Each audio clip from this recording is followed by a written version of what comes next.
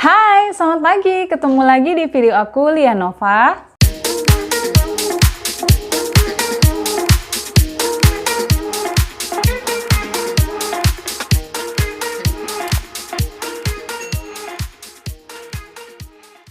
Bagi kalian yang baru aja nemu video ini, jangan lupa subscribe dulu ya.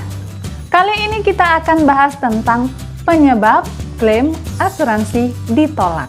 Teman-teman pernah nggak ketemu ya, ini mungkin khususnya yang nonton video ini kalau misalnya berstatus sebagai agen asuransi ya, ketemu orang yang kita ngobrol asuransi itu jawabannya, aku udah punya asuransi kok gitu. Sebenarnya dijawab cepat supaya nggak ditawari asuransi ya.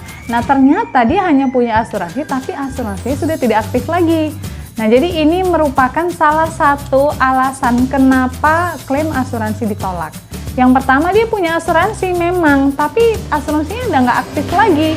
Jadi polisnya sudah tidak aktif lagi alias lapse ya. Nah itu maka klaim manfaat asuransinya semuanya sudah tidak berlaku lagi. Itu yang pertama ya.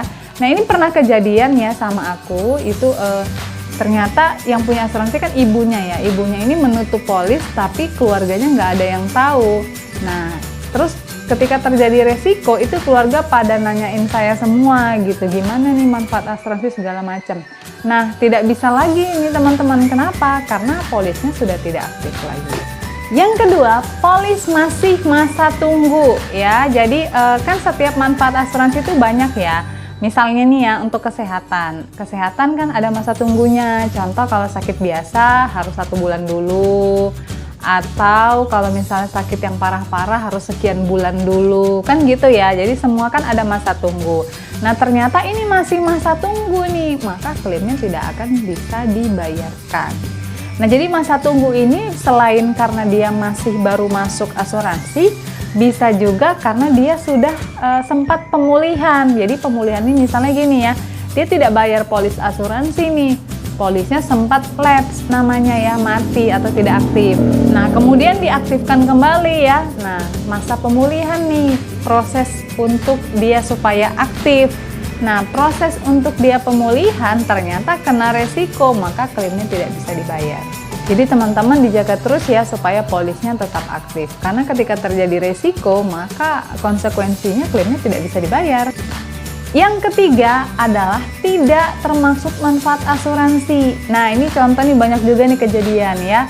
Dia buatnya nih asuransi jiwa. Jadi kalau asuransi jiwa ini kan dia fokus untuk ya amit-amit ya, santunan untuk meninggal dunia. Nah ternyata dia sakit gitu ya, sakit, opname di rumah sakit. Loh kenapa asuransinya nggak bayar gitu ya? Karena memang dia tidak punya manfaat rawat inap atau tidak punya manfaat untuk klaim sakit seperti itu, hanya manfaat dari meninggal dunia saja. Nah ini tentunya pasti klaimnya tidak akan diterima atau akan ditolak. Yang keempat termasuk pengecualian. Contohnya ya meninggal karena bunuh diri. Nah kalau di dalam polis syariah itu kan sudah tidak sesuai dengan syariat Islam ya.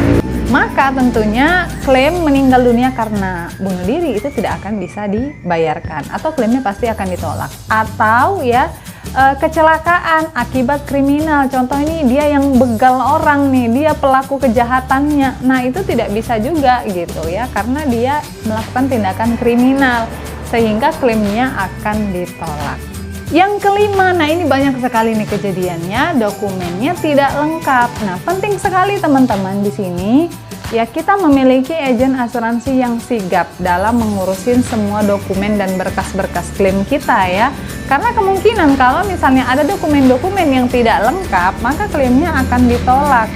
Nah jadi solusinya gimana nih? Nah solusinya ya dilengkapi saja dokumennya gitu. Nah tapi kan di sini diperlukan kita untuk follow up ya ke perusahaan apa dokumen yang kurang agar bisa dilengkapi. Nah kalau sudah dilengkapi maka klaimnya pasti akan dibayar. Oke, itu tadi dia 5 dari penyebab kenapa klaim itu ditolak ya. Jangan sampai klaim kita ditolak, maka kalau klaim kita ditolak tentunya ada alasan ya. 5 ini adalah alasan yang sangat dasar ya untuk kenapa klaim itu ditolak. Jadi teman-teman di sini kalau misalnya ada yang masih bingung boleh kasih pertanyaan di kolom komentar. Terima kasih sudah menonton video ini sampai selesai. Jangan lupa untuk terus tonton video aku ya. Sampai ketemu di video berikutnya. Bye!